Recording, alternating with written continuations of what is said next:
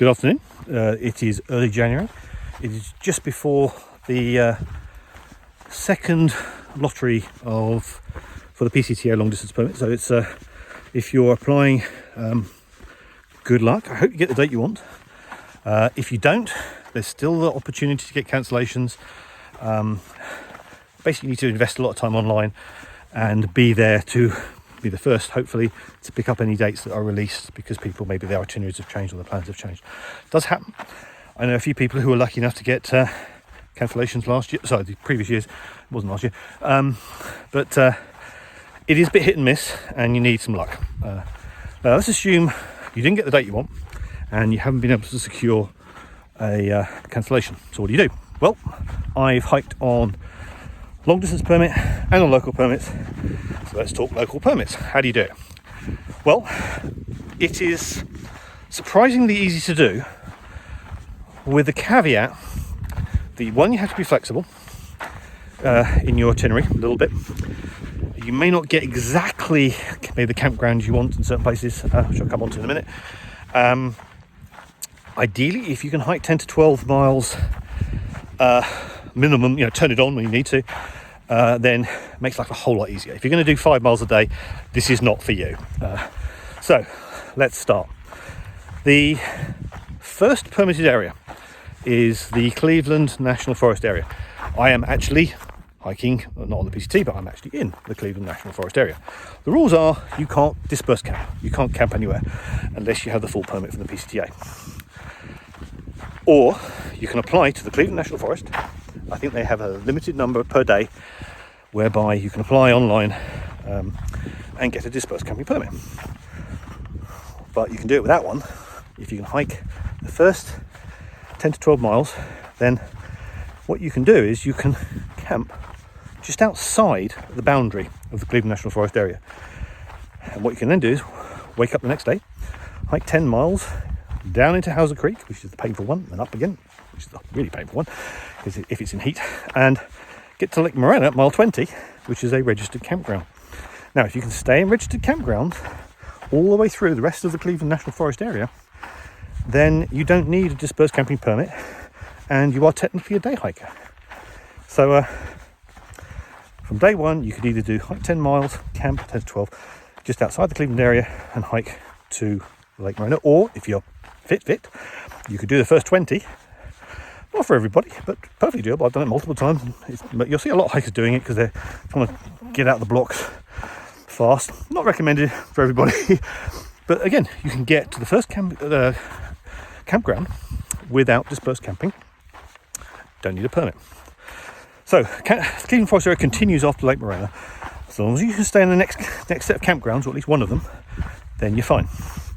Next campground is Boulder Oaks. That's probably about another 6 miles up. You can then camp at Sibbert's Flats, which is just off trail. I think another further 6 miles up again. I'll check the mileage. I'll post them here. Then you've got another 8 miles up to Burnt Man Cheetah, which is just before you walk into the area of Mount Laguna, where you can resupply.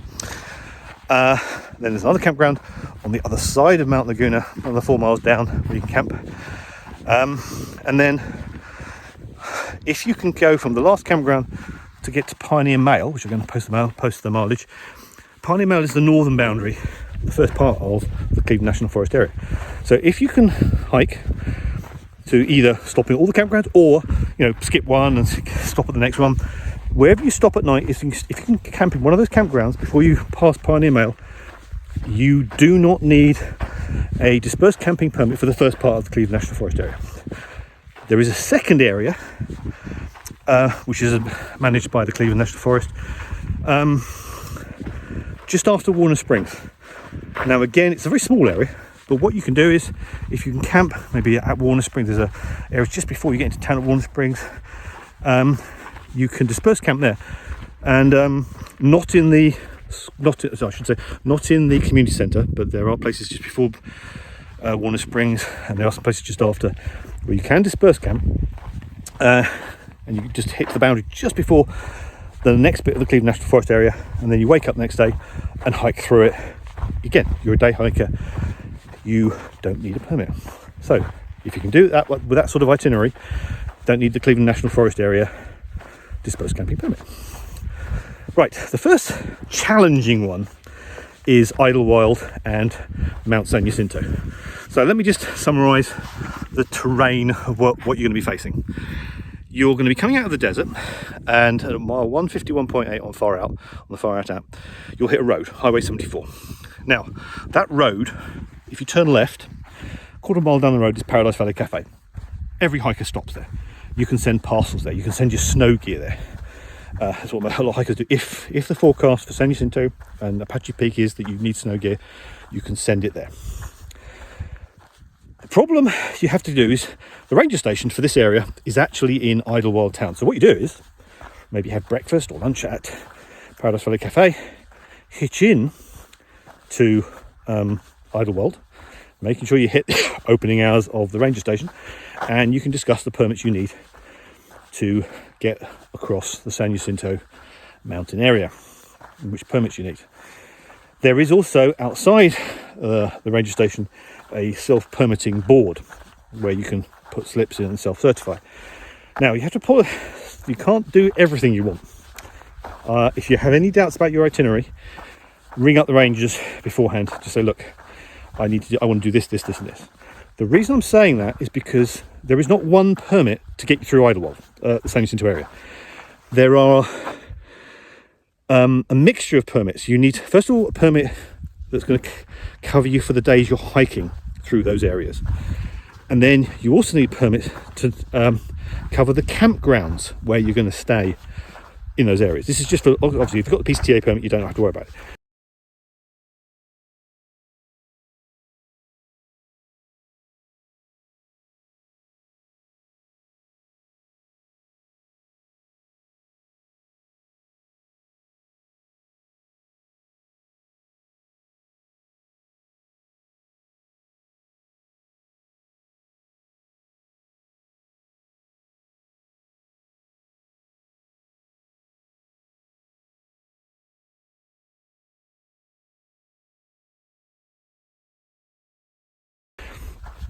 But so imagine you want to I don't know, camp just before the San Jacinto, go out the peak to San Jacinto, and then maybe if it's a hot day you might want to camp at just after the peak. Or there are different campgrounds. Now some are broad areas where you can apply for and you can camp in an area, and there's those two areas I'm aware of that I use are around Saddle Junction. That's just on the turn off. I'll put the mileage there. So that's before you reach the peak of San Jacinto.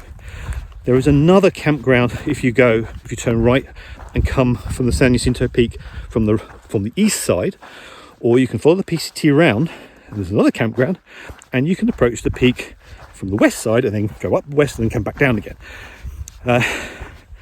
Different campgrounds. Now those two campgrounds, there are multiple ones, there are other ones as well, near the peak actually have limited numbers of sites, and you have to book those sites.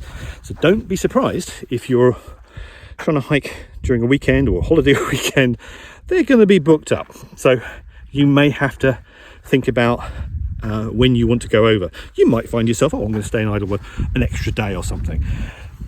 It really depends on your pace. It really depends on what itinerary you want to follow. Do you want to do San Jacinto Peak? This year, if I find myself on local permits, I've done San Jacinto 4 times now. I don't need to do it again. So I'll just follow PCT, so I don't need to stay on certain campgrounds. But obviously, if you've done it for the first time, of course you want to do the peak if the weather conditions allow it. So that is why the Idyll one's a little bit fiddly. And again, you might find the ranger saying, well, you can't have that campground, it's booked up. But he may be able to offer you something else.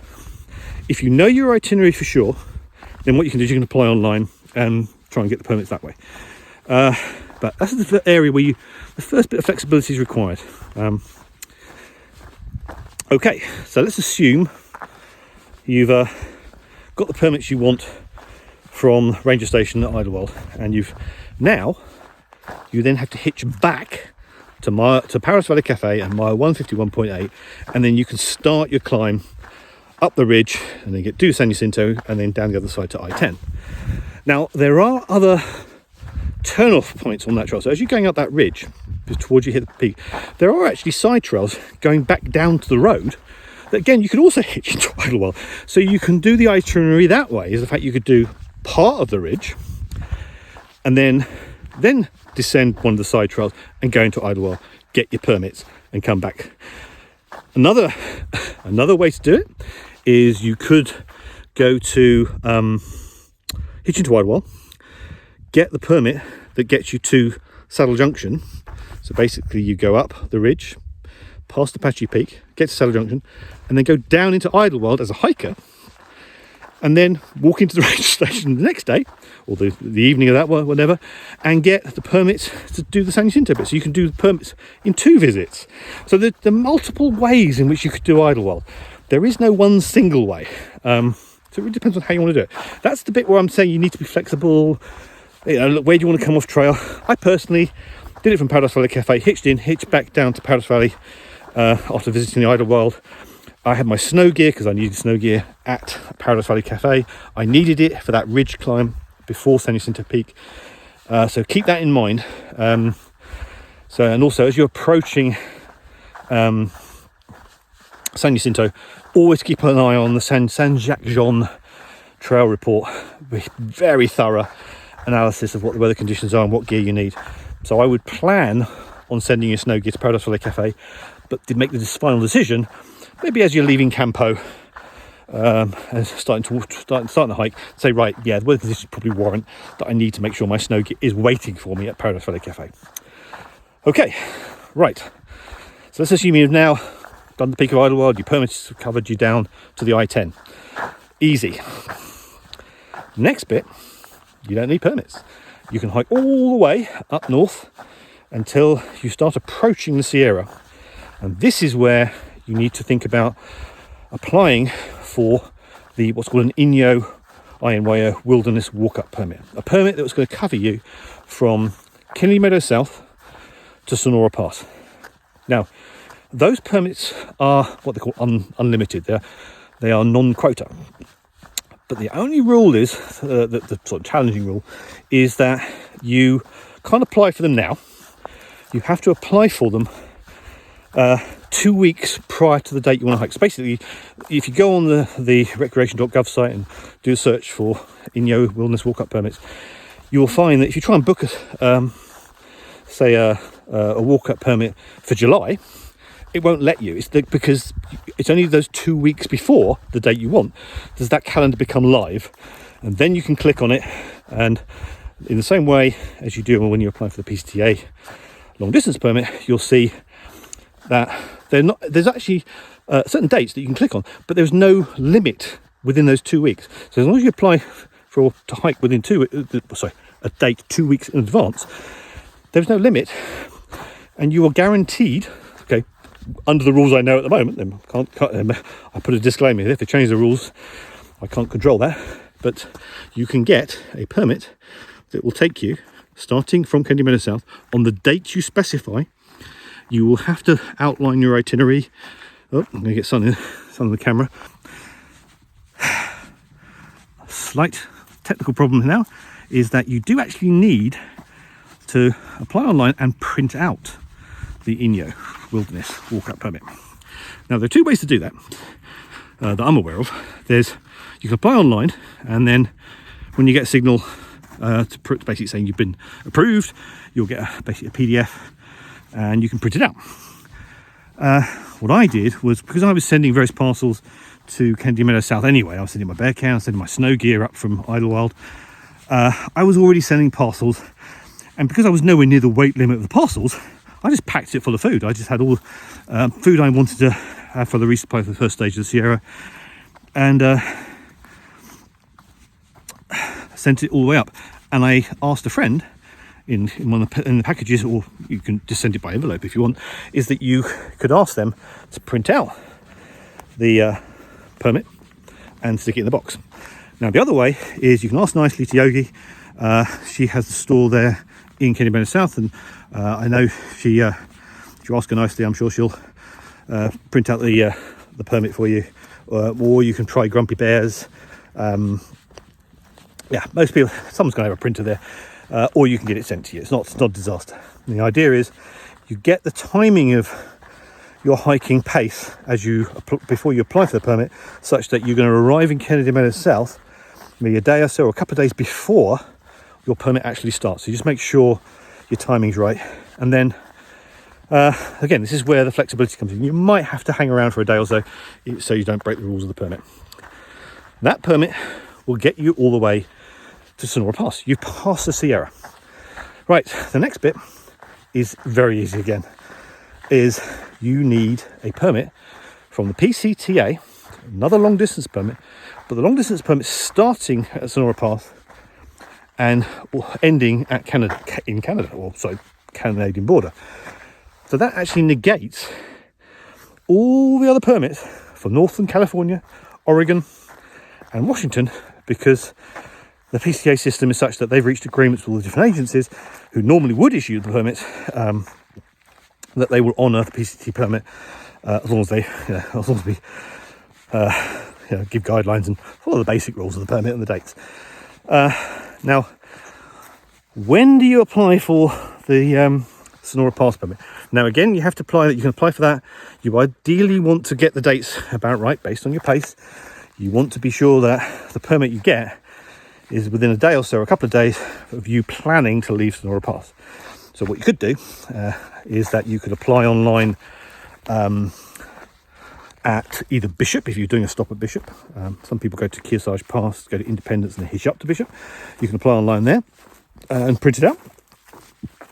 Or you could apply online, wait for the response and print it out at Mammoth Lakes. Or you could apply online and ask nicely at Kennedy Meadows North Resort if they would be willing to print out your PDF permit to just before you head out Sonora Pass. So that pass will carry you all the way to Canada.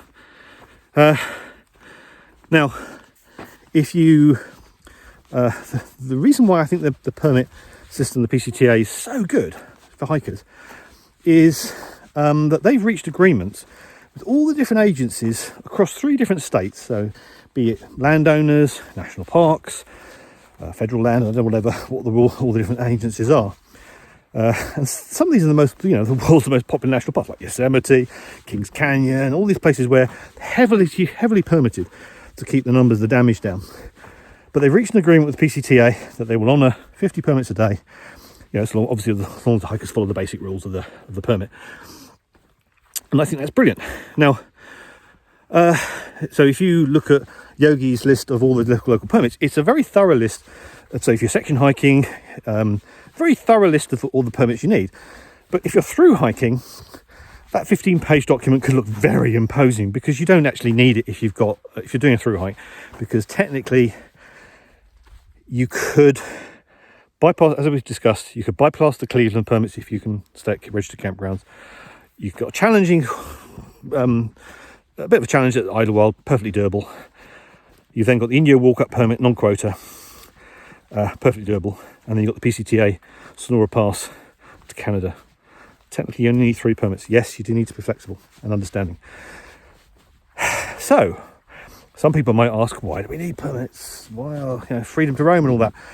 Well, I don't know all the history or the laws, but all I know is that there are, if what Yogi's got is 15 pages of different agencies all saying you need permits to come through our land, and the PCTA have got a system whereby they've reached agreement with all those agencies so that we don't individually have to apply to all those permits, then from a hiker's point of view, I think it's damn brilliant, very brilliant. So I like the system. I'm sure there's separate principles about freedom to roam, but again, I'm not up on American law and history about land ownership and freedom to roam, but I like the PCTA system. Now, when it comes to permit enforcement, well, the PCTA issues permit, it doesn't enforce them. The only enforcement you're going to encounter on trail are going to be the rangers in those various jurisdictions. And these aren't PCTA rangers, they're the national park or the forestry rangers who are in protecting the environment that you're walking through, that they're responsible for. And they will interpret the permit and say, well, obviously you're abiding by the permit, brilliant, well done, have a nice day. If you're clearly abusing the permit system, then don't be surprised if you're marched off the mountain and given a fine, because that's what would happen to any hiker. And if there's disagreement with that. Again, I would just advise follow the rules, stick to the permit. Most rangers I've ever met have been very friendly, very flexible. The last thing they want is a confrontation with somebody. But if someone's clearly abusing the system, then don't be. But they have to do their job, and that is their job now, whether you like it or not. So I wish you luck on the permits. Hope you get the PCTA permit full, because it does make life easier. But don't get fazed by local permits. You just have to be a little bit relaxed at Idyllwild, and just maybe plan to stay an extra day at Kennedy Meadows South, and think just a bit carefully. You might have to stay an extra day at Kennedy Meadows North to wait for your dates to kick in for your permits you've applied for, because you've arrived there maybe too early. Okay, I can't think of any other things about the permits that I would. Don't forget, sorry, completely separate issue. Make sure you get the California Campfire Permit. They're free. You just have to go online. You basically watch a couple of videos, answer some questions, basic common sense, but they are making sure that you're fully aware of all the requirements for fire restrictions. And then you print it out, and then you sign it, and then you just carry it with you all the other permits. You need that even if you're operating a stove. So just get one. Just get one, and you can get one right now. So apply online for the California fire permit. Carry ID if you're carrying if you're a foreigner, you are required to carry your ID, international ID. Sorry. So I know there might be a temptation to put all your valuable documents somewhere. Technically, you're supposed to carry them, but you make your choice. All right.